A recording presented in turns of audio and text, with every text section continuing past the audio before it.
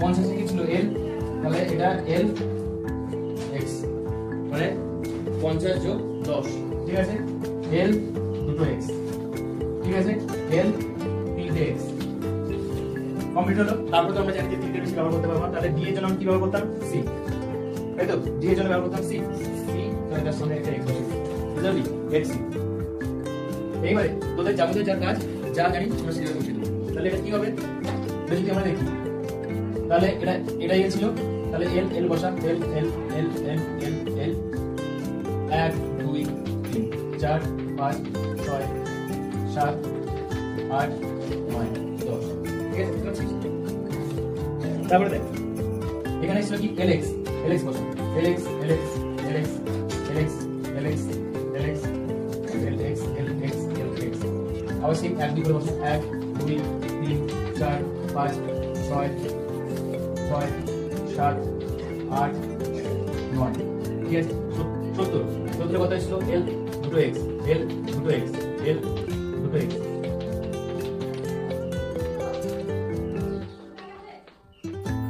আবার 1 2 করে লিখে 1 2 3 4 5 6 7 8 9।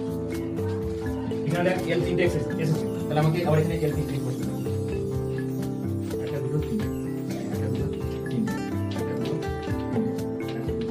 তিন, একটা দুটো তিন,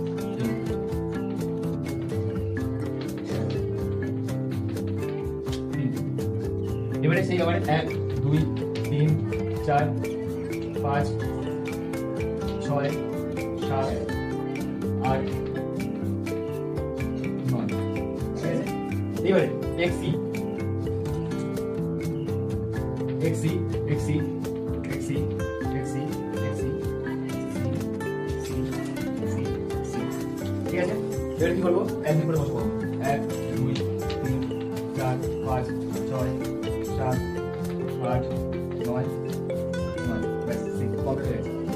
আর দুটো বন্ধু বুঝতে পেরেছি। এবার আমার কাজ হচ্ছে কি, x কত দিলাম, c লিখেছি, তাই তো, x এর কত দিলাম, c, রাইট। আমরা পাশের জন্য কত জানি, d, পাশের কত জানি, d, পাশের জন্য জানি l, ঠিক আছে ভাই, এটুকু জানি না।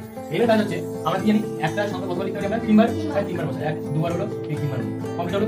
এরপরে দেখ এর সঙ্গে আমরা কি যোগ করব, 100 dc, বুঝতে পারলি, দুটো c, তাহলে 500 600 700, d তিনটে c, 500 600 700 800। এবার দেখ শুধু এই একটা বাকি আছে, তাহলে আমরা জানি d বসা বড়, ঠিক আছে, এখানে কত বসবে n, এর ছোট কি আছে 100 কমাবো, তাহলে 100 এর মান কত, c বসিয়ে দিই, কারণ কি বড়টার বাম পাশে কি থাকে, ছোট, ঠিক আছে। এর পাশে কি হচ্ছে d, d এর পাশে কি আছে, যদি আমরা এটা যদি 500 করি d, তাহলে 400 কি হবে, 100 কমাবো, তাহলে cd, বলতে পারলাম এই।